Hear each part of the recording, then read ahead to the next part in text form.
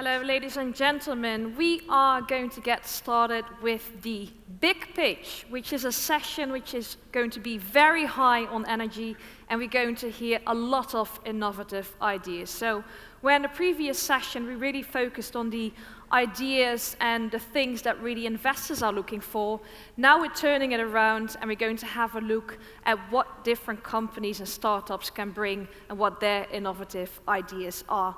So ladies and gentlemen, I'd like to welcome the jury members to join me here on stage. Okay, I'd like to start with a short introduction of the jury members that we have here on stage. And 4 of them, hopefully you've already seen during the previous session, so I'll make some quick introductions. That's Beverly Gower-Jones, and she's the Chief Executive of Carbon Limiting Technologies United Kingdom. We've got Lucy Rance, and she is Associate at ETF Partners United Kingdom. We have Yigal Ehrlich, who is the founder and chairman and managing partner of the Yosma Group. James Nettleton, principal at Downing LLP, United Kingdom. And it's also a great pleasure to welcome Claire Johnson, who is the International Development and Innovation Advisor at St. John's Innovation Centre. And I'd like to start just quickly with Claire, because we haven't seen you on stage yet. Can you just elaborate a little bit more on what you do at the company you're working for? Hello there. As you kindly said, I work at St. John's Innovation Centre, which is an innovation centre based on the Science Park in Cambridge. I'm part of the consultancy team, and our specialisation is access to finance. We've recently set up a pitching event, which we call Pitch Fest, which has been a great success, and this is an opportunity for technology companies in the main to showcase their businesses for investment. And we're proud to say that this has gained momentum, and now it's going to be rolled out across the UK in partnership with Innovate UK and Enterprise Europe Network. So exciting times. Okay, thank you very much. So ladies and gentlemen, what is the idea for this specific session? We have a total of 9 companies lined up for you to pitch their ideas. And those companies will have exactly a maximum 2 minutes to pitch their ideas, and afterwards the panel will then have the opportunity in 3 minutes to provide some feedback. Well, with regard to the rules of the game, you're more than welcome as jury members to ask a question to the specific company and to actually raise other questions and gather some more feedback if you have some more feedback that you would like to have. The 2 minutes will also be shown on the screen, so ladies and gentlemen, you can have a look with us to see how things are going. And of course, the jury will look into the financial strategy, the different business plans that are being put forward by those different companies. So I hope you're ready, and it is my great pleasure then to introduce to you the first company, and that's Noidrive, and the person who will introduce Noidrive is Shashi Pandya. Give her a big hand. Ready when you are. Hello everyone. I carry my bag everywhere. I carry my laptop, my phone. I don't have pockets in my dress. And I wish that this was flexible, foldable, lightweight, and of course cheaper. And that's what we are trying to do at Noidrive Limited with flexible printed electronics with our organic thin film transistor technology.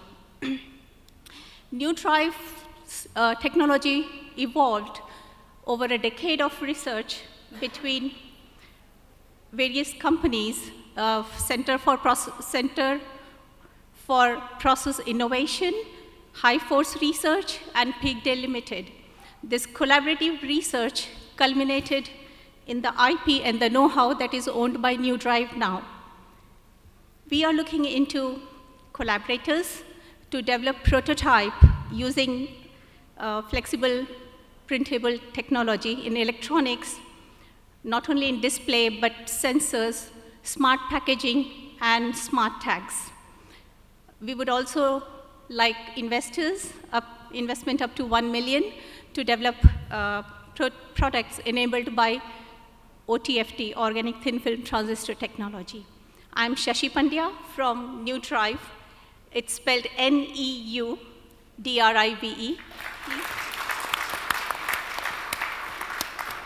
Thank you, Shashi. Were you nervous? Yes. Yes. You've done a great job. Okay, Seth, let's see what we can get for feedback from the jury. Who was willing to give some feedback on her pitch? Anyone? Maybe we could ask a question? Yes, you also may ask a question, of course. Thank you.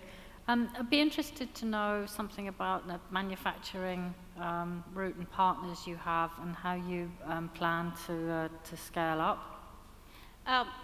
We have planned, we could do pilot scale manufacturing in the new Center for Process Innovation facility, but for further we need investment.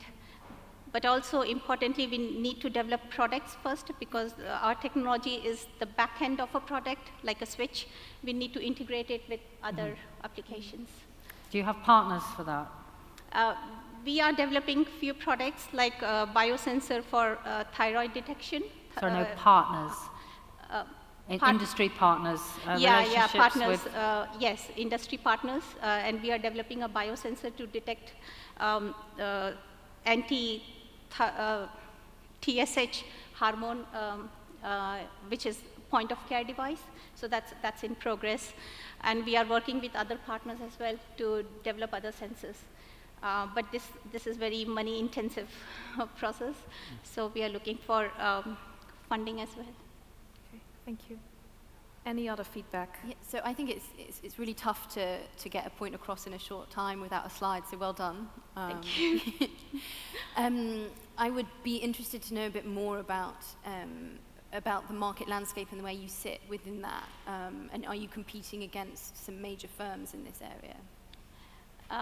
Yes, there are some, like Flexenable, a big name, but they use different materials and occupy different space, and we want to look at other applications. So there is a scope with our IP and the space available. Yeah. Okay.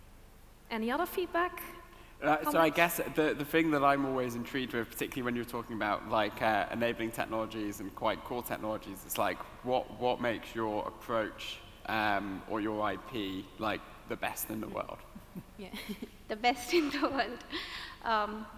The performance, I mean, if you know, we could show a graph and we say that we are confident in the performance of our devices, very consistent, very uniform to industry standards, very reproducible.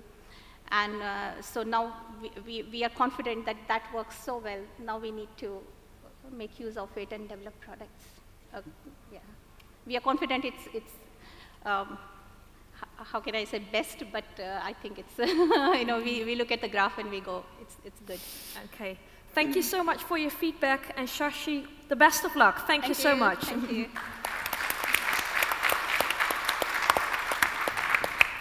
And now, ladies and gentlemen, a big hand for our second company, and that's Agroceutical Products, and Kevin Stevens is here to join us and to give the pitch. Can we please put the 2 minutes on the screen?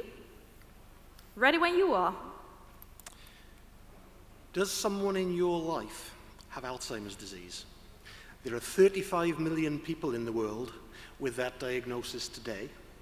That's going to increase to 150 million people by 2050. At Agroceutical Products, we have developed a unique technology to produce galantamine, active ingredient in an approved FDA, EMEA, MHRA prescription Alzheimer's treatment from daffodils grown on marginal farmland. We're now looking for partners to help us take that technology and scale it up and make a difference to the Alzheimer's population and their families. We, Professor Trevor Walker, world-renowned biologist, Sir Roger Jones, knighthood for services to the pharmaceutical industry, and myself, have worked with scientists from across the world to develop this technology, which is scalable, sustainable, environmentally friendly, cost-effective, and doesn't take land out of food production. We know it works because we've already done it. We've produced galantamine and we've shipped it to companies in North America. So today we are looking for partners to help with the transition to scale and transfer the technology to other countries across the world. My name is Kevin Stevens. I'll be delighted to speak to you further if you're interested in what I'm saying. I've got a daffodil in my lapel, which may help you identify me. Other than that, I will be in the networking area later. Failing that, time is out.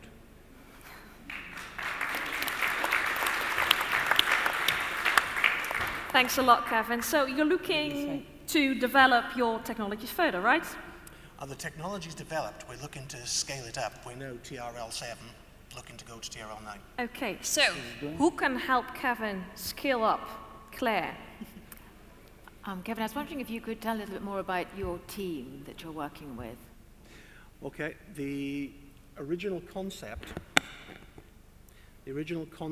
is a biology concept, and we've discovered, Professor Walker discovered, that daffodils grown under stress on marginal farmland produced more galanthemum than daffodils grown anywhere else. Sir Roger Jones, as a pharmaceutical industry expert, has brought that expertise in terms of taking the product to market, and I've sat in the middle as the farmer with an F to Sir Roger's farmer with a PH. Thank you. Thank you. Any other feedback? James. What's the hardest thing about the process that you go through to extract what you need to from the daffodils? What's the hardest thing that your company does, and the bit which is really difficult for others to do? Honest answer is just about everything. It's the most recalcitrant project I've ever worked on. Nobody in their right mind would grow daffodils where we need to grow daffodils to produce this material. But having said that, the biomass is incredibly complicated, and we've had to develop our own equipment to actually isolate the galanthemum from the matrix. Okay. Lucy. So I thought it was a very good pitch. It was very impactful. It was very clear what you were doing. So in the time you had, I thought it was very good. If we had a bit longer, I would want to know a little bit more, exactly to James's point, I'd want to know a bit more about what was difficult and understand that technology side. I'd want to know about your supply chain and the process of how you go about growing it, whether you grow them yourselves or what you do around that. And also, it's an industry which has a reputation for being very capital intensive. I noticed you're raising 750K, which on the scale of this type of technology is not that much. So I'd want to know a bit more about what your plans were for the future financing. Okay. Let's start with the IP. We have effectively developed interesting novel technology right from the start in terms of which varieties, where to grow them, how to grow them. The machinery we had to entirely redevelop in that the agricultural machinery fell to bits in the terrain we were in. And the approach that Professor Walker took us down meant we had to come up with a totally different approach to isolating the galanthemum from the biomass. Our approach in terms of capital and growers is we are looking to partner with clusters of farmers in marginal farmland across the UK and beyond, and we will pay them for the galanthemum content of the biomass they sell to us effectively, so we aren't growing ourselves. Yeah. We produce 99.9% pure galanthemum, which goes into drugs. So we aren't a drug pharmaceutical company ourselves. Yeah. We make the active ingredient. There is... I've got 10 seconds left. There is very little capital required over and above that because we've deliberately shaved it down. Okay. Thank you very much, and a big hand to Kevin. Okay, the third company I'd like to ask to join us here on stage is Hair Clone, and the pitch is being provided by Paul Kemp. Ready when you are. Okay. Hair loss is the most obvious symptom of aging. 70% of men and 40% of women will lose hair at some point in their lives. The concern over this is reflected in that patients pay over $4 billion a year for hair transplantation surgery, and this is growing at over 30% a year. The ironic thing is that hair transplantation surgery just moves hairs around the head.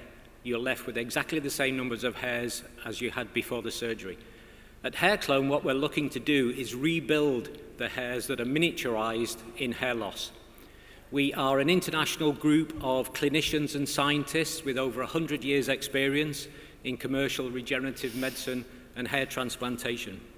We also have a clinical partner network on 3 continents, and over 100 million people are within 50 miles of one of our clinics.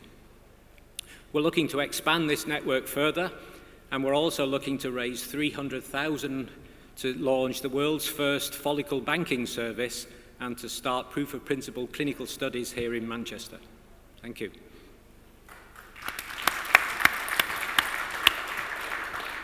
Thanks a lot, Paul. So hair transplantation, that's your business? No. Our business is to work with hair transplantation surgeons and give them other alternatives to just moving hairs from one side of the head to the other. Very good. Now I understand it very well. Dear jury. I have one. You go. Yes. Okay. No. I was wondering if you could expand a little bit more on the actual bank. What is the bank you're talking, the hair follicle bank? Well, we can only rebuild hairs that are miniaturizing. And as you know, hair loss is a progressive process. So the idea is that a patient would donate about 100 hair follicles when they're first beginning to notice hair loss. We would cryopreserve and bank them, and then we would disassemble them, culture the cells of interest, and reimplant them as this wave of hair loss progresses. Okay, thank you. Thank you. You go. You know, investors look at the past, and in the past there were no successes in growing hair. What makes you so confident that you will be successful? We're not trying to grow hair, we're trying to rebuild the hairs that are already existing. As you mentioned, other companies have looked at growing brand new hairs, and what they found was that growing hairs was very difficult, but what they showed was that hairs were rejuvenated at the margins of the hair loss. And what we're doing is building on that. By the way, is there a difference between women hair and men hair? Only in the pattern of hair loss. Women generally lose hair more diffusely. So only 15% of hair transplantation patients are female, because it's very difficult to find a location to donate hair from. In a man, you lose the hair on the top and you keep the hair at the sides. So your market is the men? Initially, although this, we could use it for women when I can identify which hairs we used to rejuvenate them. Also for women is more important. Yes, exactly. Okay, Yeah. thank you. Any other comments from the jury? How many trials have you successfully progressed? None. Right. None yet, no. As we mentioned, there's other companies have looked at building new hairs and have shown this rejuvenation system. We have people who've been involved in those trials associated with Hair Clone. We haven't yet done any clinical studies ourselves, and that's what we're looking for, the 300,000 to start clinical studies here in the UK. And so what would you spend that 300,000 on specifically? Sorry? The 300,000 you're looking to raise, what would you spend it on specifically? Growing cells under GMP. We're collaborating with Newcastle University, GMP facility there, and the monies would be used for growing those cells. Okay. Any other further comments? Any side effects? We haven't done it yet. Over 400 patients have been treated with hair cells, and there's been no side effects in those trials. So I don't expect any, no. Okay. Thank you very much, Paul, and the best of luck to you. Thank you. Very much. Are you going to invest in the company? The next company up is Esoterics, and this company is being provided by David Stewart. Ready when you are. Okay, thank you. Hi, I'm David Stewart, CEO of Esoterics, and we're looking to raise 800k of EIS investment to help revitalise public transport. Now, most people recognise that bus is central to future mobility. Uber, for example, now marks itself as a first last mile company taking people to and from the mass transit network. But there's a problem in the UK because bus passenger numbers are falling year on year. The problem is most bus networks in our towns and cities are based on hub and spoke networks, which was fine when everything was in the centre, but now it's not. So business parks, retail parks, leisure centres, etc. are just as likely to be on the outskirts. And operators don't have any visibility of these new transport flows. Our platform shows operators where people are travelling to and from and helps them design the services that they would use before putting vehicles on the ground.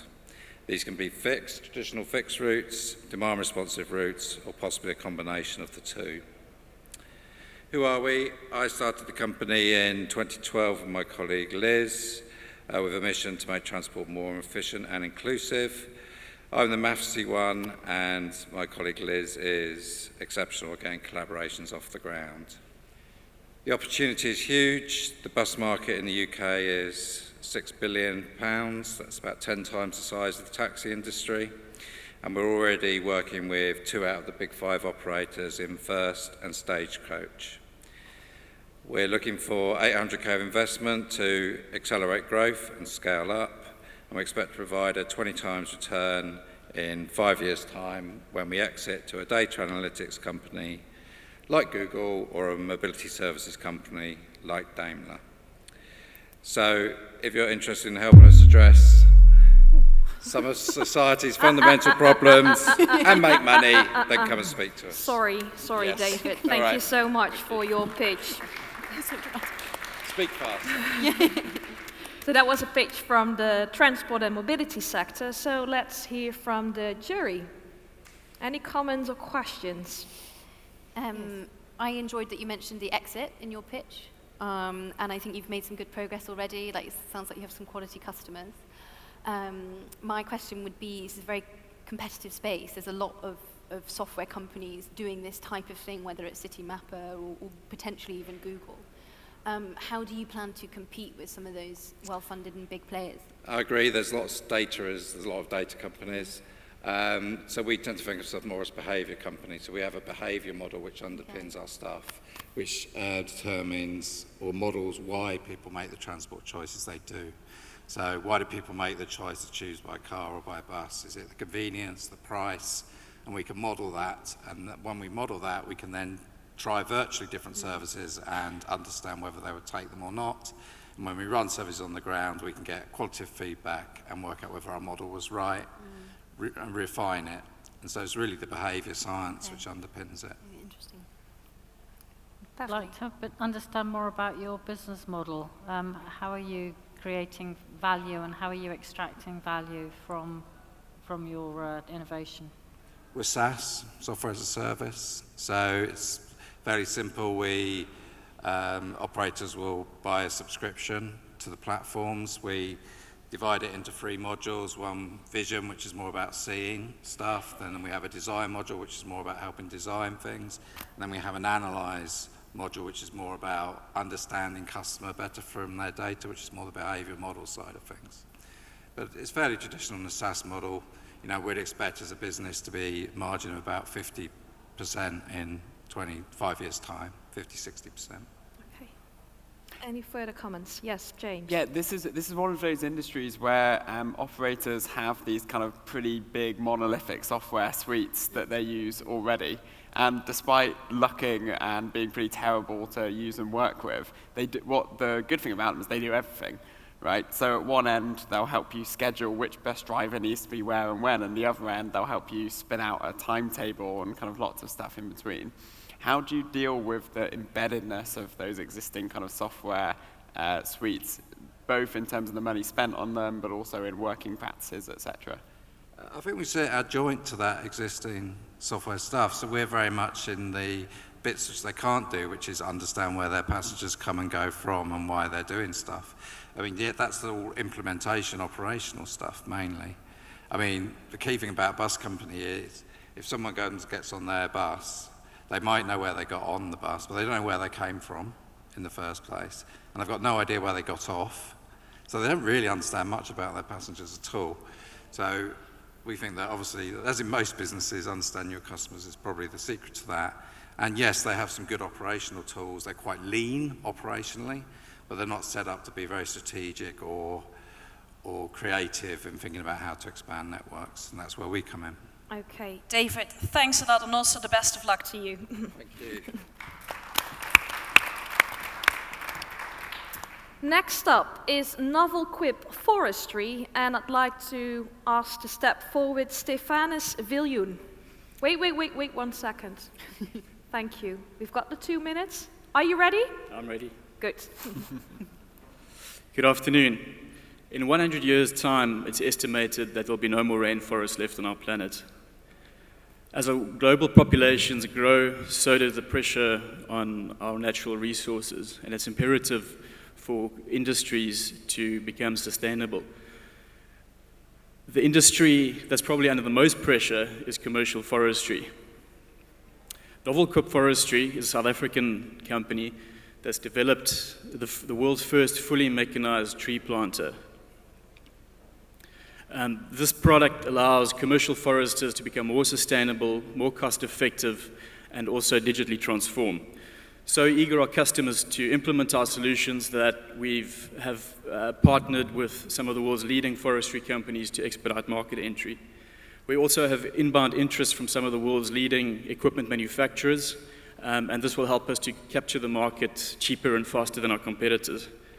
We have a fully functional prototype being validated at the moment, and initial feedback from customers is that our solution addresses their problems more effectively than our competitors.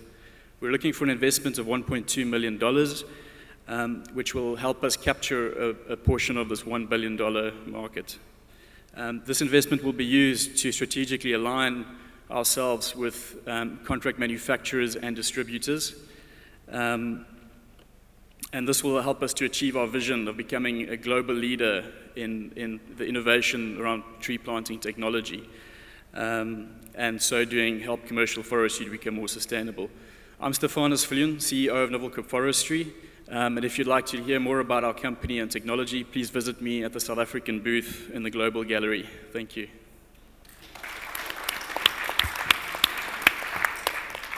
Thank you, Stefanis. So let's hear from the jury. Any kind of comments or feedback for Stefanis? I think Beverly, yes? Yeah. What is it that's particularly difficult about planting trees that your prototype machine makes really easy? Okay. So at the moment, this industry is a very manual or semi-mechanized process consisting of various different steps. So you'll have a tractor creating a rip line, then you'll have someone coming behind with a tool to plant the tree, then you'll have a separate tractor coming behind, fertilizing, adding water. So it's quite a complex process, and our competitors have traditionally focused mainly on harvesting equipment. So that side of the equipment value chain is very highly mechanized to the point where there's little gains to be made. And this is what's forcing forestry companies to mechanize the planting side as well. Okay, thank you. Claire? I was wondering if you could expand a little bit more on the team behind this project. Yeah. So over the past 10 years, the company 10 years ago, the company was established by Dr. Jaap Steenkamp, who's globally known in silviculture, which is the establishment of plantations. He's the team leader and founding member. And then we've got a team of excellent engineers who've been added over the last 10 years to help develop the technology. Okay, thank you. Yigal. Yeah, you said you need $1.2 million as investment? Yes, that's right. What will be your needs after this investment?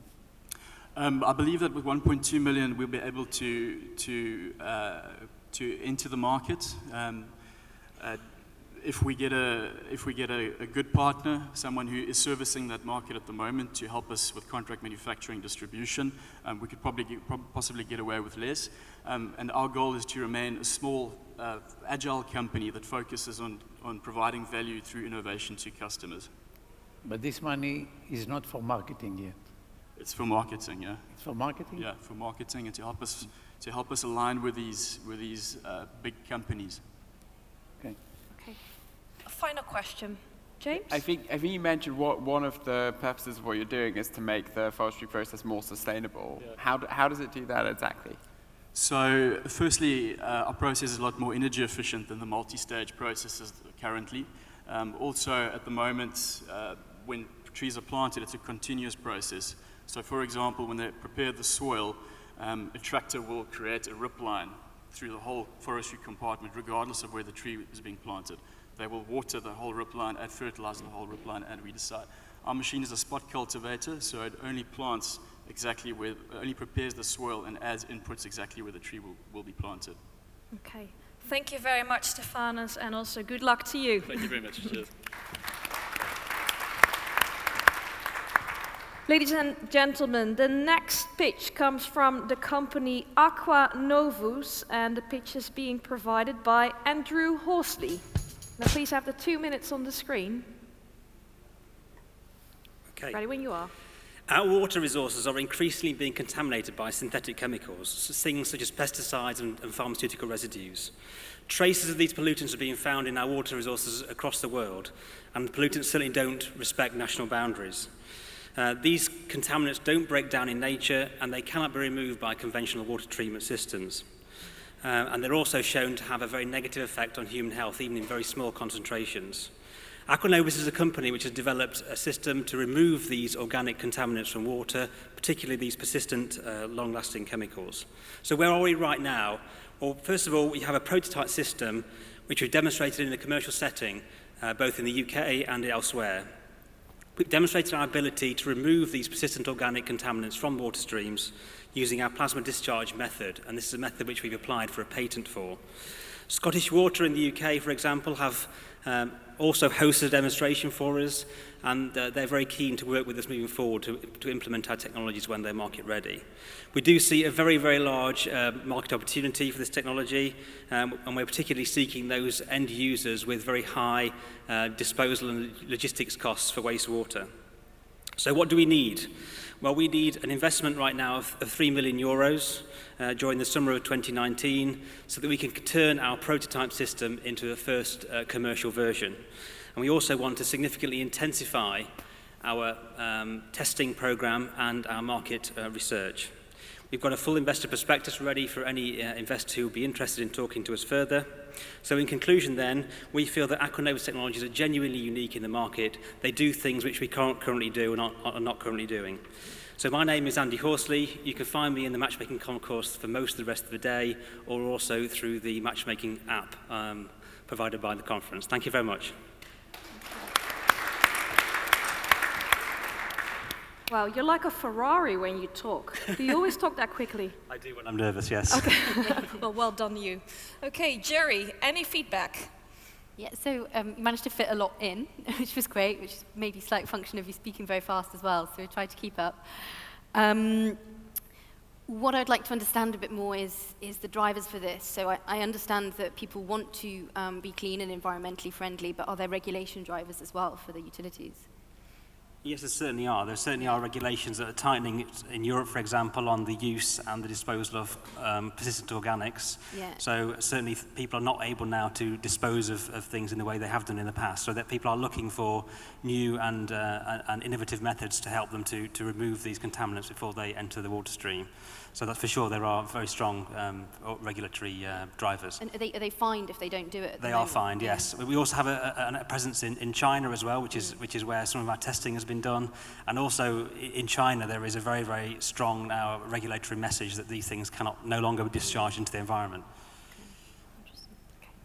Any further questions, Beverly? Yeah, I'd like to understand about the test program. In particular, do you do independent validation and testing so that it's not just you producing these results, but somebody independently has validated your performance? Yeah, of course. I mean, obviously our testing starts with an internal process where we have to convince ourselves effectively that we can do what we say. But for example, we work with Scottish Water on validating our technology as well. So we actually are working to the European Technology Verification Protocol and going through a sequence of steps with Scottish Water so that we can actually back up our statements with facts. So that is something we're moving into right now, and I think there'll be more of that kind of testing to come in the next 6 to 12 months. Okay. James? Where would the company sit in the value chain, and how would you make money? At kind of maturity, what would the day-to-day business look and feel like? Well, I mean, our driver is not to install this technology at a normal water treatment plant. What we want to do is to put this technology into the field. So actually for companies who are producing this kind of wastewater to treat it at source.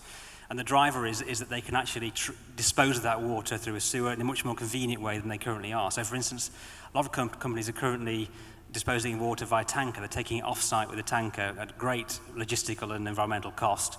And what we enable them to do is to treat that water on site. In terms of how we're going to make money, what our customers are saying is they would like us to have a service model where we install the equipment and we charge them on a basis of how many litres we treat for them.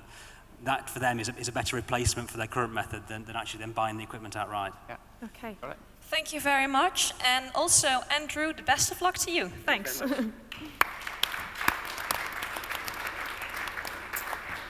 The next company is Tapoli, and the pitch is being given by Yantana Kamprakamroy. 2 minutes on the screen, please. Ready when you are. Yes. More and more people are choosing to work part-time and freelancing. And these people need flexible on-demand insurance for their contracts. But traditional insurance are very reluctant to offer any sort of solutions for these people. And why is that? Well, because of the technology limitations as well as their operating costs that not allowing them to be able to serve this customer cost effectively. Tapoli is the first on-demand insurance platform in Europe. We are fully regulated by the FCA, and we are a member of Lloyd's of London, one of the oldest and largest insurance market in the world. So what we offer our freelancer is the platform that allows them to get insurance easily, cost-effectively, and much more convenient. With Tapoli, our customer can get insurance in 1 day or for the whole year. And we are looking for £2 million to scale up our operations. And what we offer is one of the fastest insurtech platforms in Europe. And it's come with 2 signed contracts with very reputable insurance company. And this contract worth about 200 million in gross written premiums.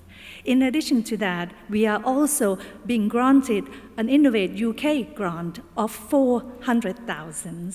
In addition to this, we have been able to grow at the rate of 200% month on month since inception. So if you can tell me any business that can grow at that speed, obviously you should tell me about them. And I will be outside having my refreshments, so you can find me just outside the ice cream bar between 3 to 3:30. After that, you can visit our website. My contact would be on our website, tapoli.com. Okay.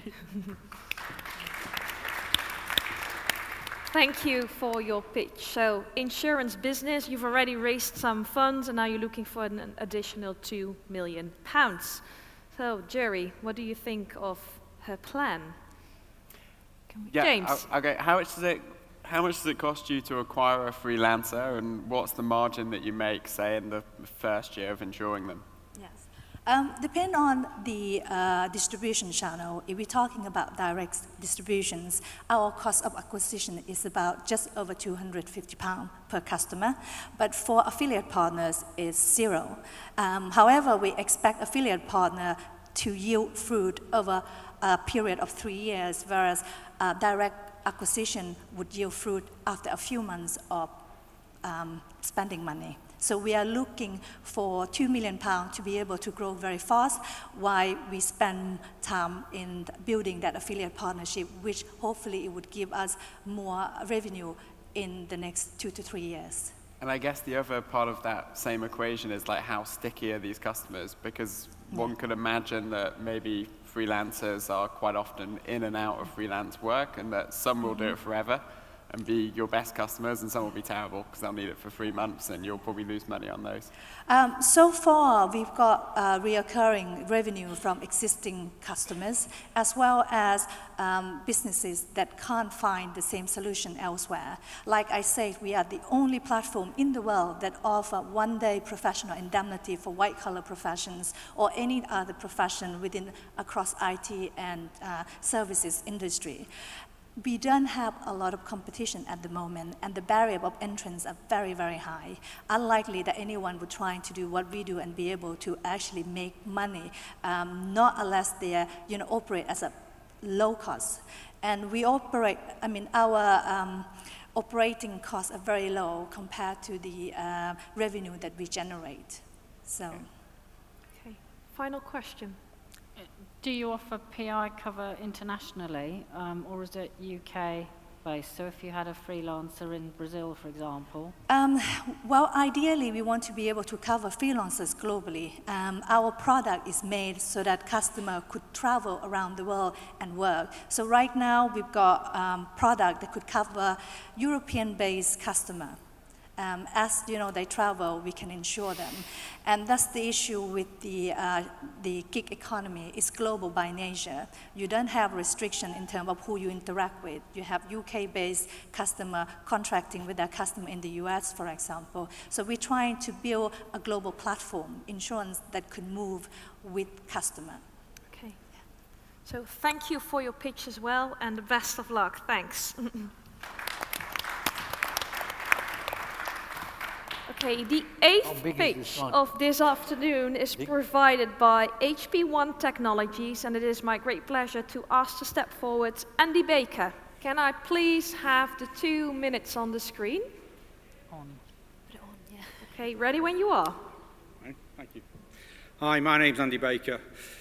46% of people who have a damaged helmet after an equestrian headfall will continue to wear the helmet, despite the fact it's a single impact unit.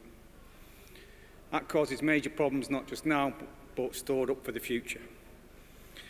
HP1 Technologies has created a graphene sensor that is ultra thin and can be screen printed. The system will capture the data of the magnitude of the impact and the pressure levels on the head. The system obviously is a low-cost process.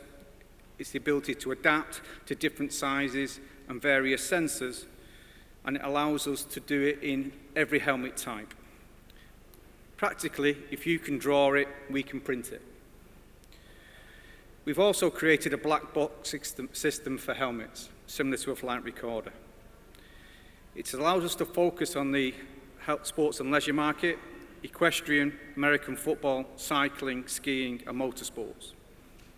We've created the helmet safety platform that advises you and informs you, the wearer, the partner, or a third party, of the magnitude of impact and where and when it happened. We've signed 3 proof of concepts and 2 commercial partners, and we're launching our first product in winter 2019. Last week, we won the award for the athlete welfare at the Yahoo Sports Awards. In addition to doing sports and leisure, we're also working in aerospace, gas and utilities, and robotic industries, where we're also applying the same process for pressure sensors. We're looking for the final 400,000 of the 1 million round we've already raised, and we're looking for commercial partners globally. If you want an investor pack, you can request it on hp1.com, or you can follow me on Twitter at Andy Baker. Spot on. Thank you so much. Thanks, Andy. So you've got a helmet here with a cross-sectoral application. Very good. So, jury members, any questions, feedback for Andy? Yes, Lucy? I think it's super interesting. What's the cost of the system? The cost of the sensor is in the low pounds. Yeah. So £4 or £5. Oh, wow. For the whole thing? The electronics is electronic prices. So wholesale price, you're looking at about $15 to $20. Okay, wow. And if I was wearing that helmet, would I have access to that information as well? You'll have full access, so it's on Android and iOS. Yeah. So again, the 3G will allow you to see that information and share that information with third parties. Okay. James? What do the OEMs designing and making their helmets think about as technology? Do they see it as the next big way that they're going to differentiate their products? Have you got any early indications that they're itching to start putting electronics in their currently completely analog, quite simple products? It's very simple for them. They've got no knowledge of their marketplace whatsoever. So how often it's worn, how many times it's impacted, what other sports that person will wear a helmet in, none of that data is shared by the OEM partners. So for this, it's an easy install. So we can retrofit or design the sensors in old helmets and new helmets. So they've not wasted that investment in old helmet technology. So from our side, it allows them to put this in simply, get it to market today, while they invent the next level of helmets. Also, the research we get now from having live research people. You know, people don't volunteer to have their head smashed, unfortunately, although people have asked me to do so. The idea then is using all that data over the next 2 to 3 years to back up the research we've done for the last 3 years. Okay. Final question, anyone? How big is your market? It's global. We're already launching in 6 markets this year. So we're launching in the US, UK, South Africa, Australia, Germany, and Ireland. Okay. What is the value of your company now? Say that again, sorry? What is the value? The values in the prospectus, I don't know off the top of my head because it goes up daily. But yes, as we sign more customers, obviously we're increasing in value. Okay. Thank you very much. Keep safe and the best of luck. Thank you very much. Don't answer this question ever, huh? Ladies and gentlemen, we are going to witness our final pitch, and that one is being provided by Positive Concepts, and it is my pleasure to welcome to the floor Peter Woolsey. There you go. Would you like to help me delay climate change? We can do it. Estonians have found a way to burn hydrocarbons with less pollution more efficiently. We patented hydrogen, but that doesn't pollute. Methane, which is natural gas, shale gas, we now know how to burn that more efficiently with less pollution. We've just been given 50,000 by Horizon 2020, so somebody believes in us. Innovate UK, we're still waiting. So I'm asking for your help. We need 200,000 SEIS. I personally invested my own money. I built a wind farm site on Skye, and I sold that, and have used the profits to invest in Estonia. It was Soviet technology that we've improved and completed.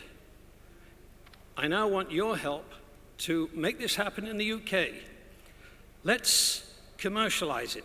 Let's invest 200,000 and show that this is a new disruptive industry for this country. Thank you.